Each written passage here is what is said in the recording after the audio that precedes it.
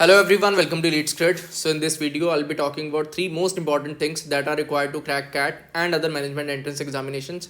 Recently, I have been talking to a lot of students. तो कुछ चीज़ों का मुझे आइडिया लग रहा है जो न्यू कमर्स हैं या इवन इफ उनका लास्ट ईयर अटेम्प्ट उन्होंने ऑलरेडी दिया है और अगले साल का प्लान कर रहे हैं या अभी रिसेंटली कैट के बाद नॉन कैट एग्जाम्स जो देने वाले हैं। एक जो चीज़ है जो सबसे ज़्यादा मुझे लगता है स्टूडेंट्स में प्रॉब्लमेटिक है, उसको मैंने फर्स्ट नंबर पे दिया है। मैं 3 पॉइंट्स कवर करूँगा। फर्स्ट नंबर पे वो चीज़ है that is the right intent. बहुत ही ज़्यादा इंपॉर्टेंट चीज़ है। हम इसको नज़रअंदाज कर देते हैं, हमारा ध्यान रहता है कि यार हम चीज़ें सीख लें, बट कहीं ना कहीं ये राइट इंटेंट अगर आपका नहीं है, अगर आप प्रॉपर उस तरीके से जिस तरीके से आपको प्रिपरेशन करना चाहिए अगर आप नहीं कर रहे हो, तो ऑटोमेटिकली आप उस लेवल को अचीव नहीं कर पाओगे। जितनी जितनी आप क्षमता रखते हो, जितना आपका कैलिबर है, आप उस लेवल पे पहुंच नहीं पाओगे अगर आप एक्चुअल में राइट इंटेंट को फॉलो नहीं कर रहे हो। देखो, एक जज्बा होना चाहिए कि यार मैं करके रहूँगा। आपके कुछ भी आपकी सिचुएशंस हो सकती हैं, आप जॉब में हो, आप जॉब आपका बहुत ज़्यादा हेक्टिक हो, आप कॉलेज में हो, घर का माहौल कैसा है, कहाँ पे रह रहे हो, कौन सा सिटी है, अपॉर्चुनिटीज़ हैं नहीं है, एक्स्ट्रा करिकुलर्स हैं नहीं है, एकेडमिक बैकग्राउंड अच्छा है नहीं है, कुछ भी आपके बैकग्राउंड रहे हो, बट अगर आपका राइट फ्रेम ऑफ माइंड में आप हो, इंटेंट आपका सही है कि यार मुझे करना है तो करना है भाई, मेरे लिए कोई अदर ऑप्शन नहीं है, अगर मुझे करना है तो मुझे करना है, देन आप कर पाओगे।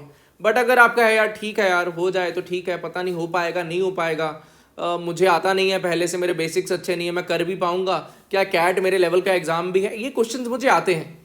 तो कई बार इतना वॉइस डाउन होता है स्टूडेंट्स का, एकदम ही एनर्जी नहीं होता, इतना ज़्यादा डर है अंदर कैट को लेकर। भाई उतना हैवी लेवल चीज़ नहीं है। ये मत सोचो कि कैट बहुत बड़ी एक चीज़ हो गई। हाँ ठीक है, प्रिपरेशन लगता है, मेहनत लगता है, बट अगर आप पहले ही आपका अप्रोच इस तरह का होगा कि यार पता नहीं यार होगा कि नहीं होगा, प्रिपरेशन करूं कि नहीं करूं, तो फिर यार नहीं होगा। अगर वो राइट फ्रेम ऑफ माइंड में आप अपने आप को लेकर नहीं आ पा रहे हो, तो आप ये समझ के चलो 1 साल बाद में पैसा टाइम दोनों चीज़ें बर्बाद कर चुके होगे। पहले अपना माइंड मेकअप करो कि यार मुझे करना है तो करना है। अगर ये एटीट्यूड आपका डेवलप हो गया, then you will be able to continue, फिर ज़्यादा प्रॉब्लम्स आपको नहीं आएंगे। देन सेकेंड पॉइंट जो सबसे ज़्यादा स्टूडेंट्स के लिए इफेक्टिव रहता है और उनको क्रैक करने में हेल्प करता है, that is a regularity part. कितना आप रेगुलर हो। ये कैट एक ऐसा एग्ज़ाम नहीं है कि आप भाई 2 दिन आप 10 घंटा पढ़ लो, फिर आप सोचो यार मेरा बहुत अच्छा प्रिपरेशन हो गया मैं वोट दूंगा, वैसे वाला ये एग्ज़ाम है नहीं। अब ये स्कूल के कॉलेज के एग्ज़ाम्स हैं, ये इस तरह के रहते हैं कि आपको एग्ज़ाम से जस्ट पहले आपने कंटिन्यूस पढ़ लिया और आपका एग्ज़ाम जो है वो क्रैक हो गया। बट ये एग्ज़ाम वैसा नहीं है, ये 2-3 दिन में क्रैक होने वाली चीज़ नहीं है। भैया मैगी नहीं बना रहे हो, इसमें टाइम लगता है।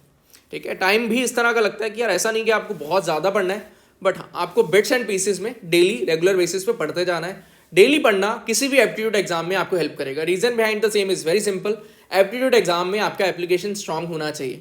आपने कंसेप्ट सीख लिए, that is well and good, but क्या आपका एप्लीकेशन प्रोसेस अच्छा है, क्या आप क्वेश्चंस अपने आप से सॉल्व कर पाते हो। और क्वेश्चन सॉल्व अपने आप से तभी होंगे जब आपका एप्लीकेशन एक्चुअल में वर्क कर रहा होगा, आप सॉल्विंग पावर आपका अच्छा होगा, आप नए नए क्वेश्चंस बना पा रहे होगे, आपका अपना माइंड जो है वो चल पा रहा होगा। इसीलिए रेगुलरिटी बहुत ज़्यादा इंपॉर्टेंट है और ये मेंटेन करना बहुत ही ज़्यादा डिफिकल्ट। देखो, अगर आपको कोई बोलेगा ना कि आपको एक रेगुलर रहना है एग्जाम क्रैक करने के लिए, ये बड़ी ठंडी सी चीज़ लगेगी, यार ये कौन सी बड़ी बात है यार रह लूँगा, बट एक्चुअल में हालत ख़राब हो जाती है रेगुलरिटी को मेंटेन करने की। मैं बहुत रेयर स्टूडेंट्स को ऐसा देखता हूँ जो ईयर के बिगिनिंग से लेकर ईयर के एंड तक रेगुलर रह पाए हूँ। अदरवाइज घर पे कुछ फंक्शन आ गया, बीमार पड़ गए, ऑफिस में कुछ वर्कलोड आ गया, एग्जाम में कॉलेज में एग्जाम्स आ गए, इस तरह की चीज़ें जब होती हैं तो रेगुलरिटी मेंटेन करना बहुत ज़्यादा डिफिकल्ट हो जाता है। बट बात वही है कि हम किस तरह से मैनेज कर रहे हैं, चाहे वो आपका जॉब हो चाहे आपका कॉलेज हो, आप किस तरह से उन सब के बीच में बैलेंस ढूंढ रहे हो। और जितना अच्छा आपका बैलेंस होगा उतना ही अच्छे आपके चांसेस होंगे। इर्रिस्पेक्टिव ऑफ आपको कितना नॉलेज है, वो चीज़ें ऑब्वियसली हेल्प करती हैं। अगर आपको नॉलेज कम होगा तो आपको ज़्यादा टाइम देना पड़ रहा होगा, आपकी ज़्यादा एफर्ट्स लग रहे होंगे, और अगर ऑलरेडी आपका लेवल अच्छा होगा तो थोड़ी कम एफर्ट से आपको ज़्यादा चीज़ें ग्रैस्प हो रही होंगी। बट अल्टीमेटली बात वही है ना, जिनको बेसिक्स अच्छा है उन्होंने किसी टाइम पे ऑलरेडी वर्क किया है, जिनके बेसिक्स अच्छे नहीं है उनको अब वर्क करना पड़ेगा।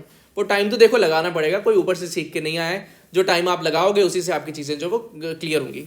रेगुलरिटी पार्ट की अगर मैं बात करूं, ईजी में आपको सबसे बड़ा बेनिफिट हम लोग यही देने का ट्राई करते हैं कि यार जो आपका रेगुलर वाला चीज़ है कि आप रोज़ रात को 10 से 12 क्लास करो, हर क्लास के बाद में हर टॉपिक के बाद असाइनमेंट टेस्ट मिल रहा है वो कंप्लीट करो, उनका डिस्कशन हो।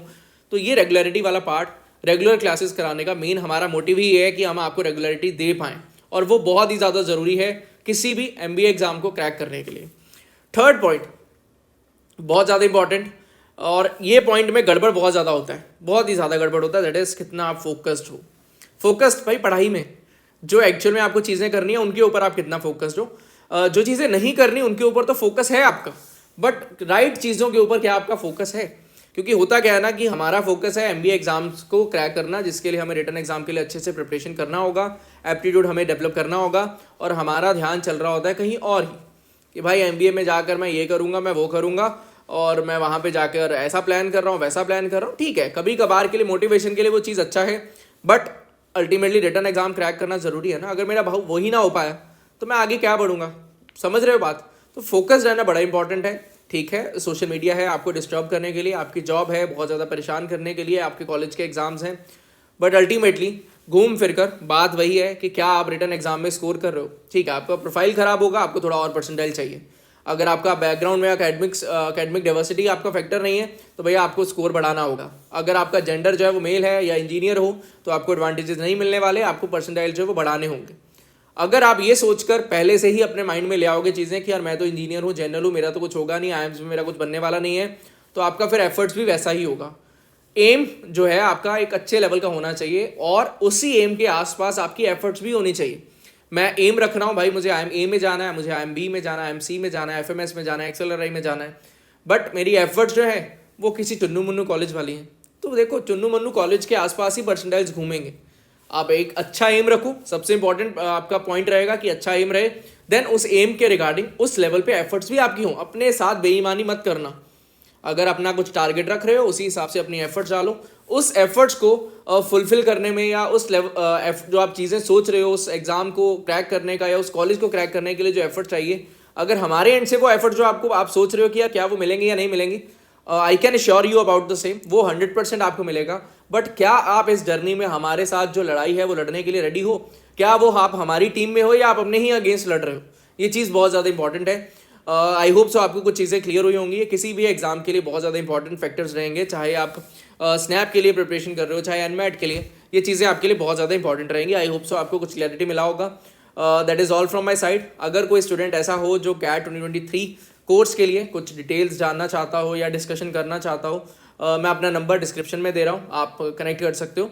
एंड अगर आपको कुछ भी कंसर्न्स होंगे, आप कमेंट सेक्शन में पूछना चाहते हो, यू कैन डू दैट। बाकी क्लासेस का structure I hope so you know that 10 to 12 classes होते हैं डेली रात को, और जो लाइव सेशंस होंगे उनके रिकॉर्डेड वीडियोस प्रोवाइड करना, डाउट सॉल्विंग कवर करना, मटेरियल्स प्रोवाइड करना, टेस्ट कवर करना, वो सब कुछ A to Z written exam का पूरा प्रिपरेशन कैसे करना है, क्या करना है, किस टाइम पे करना है, सारी चीज़ों का आइडिया हम लोग आपको प्रोवाइड करेंगे। That is all from my side. I hope आपको कुछ समझ में आया होगा इस वीडियो से। Thank you and happy learning. All the best for your preparations. Bye bye.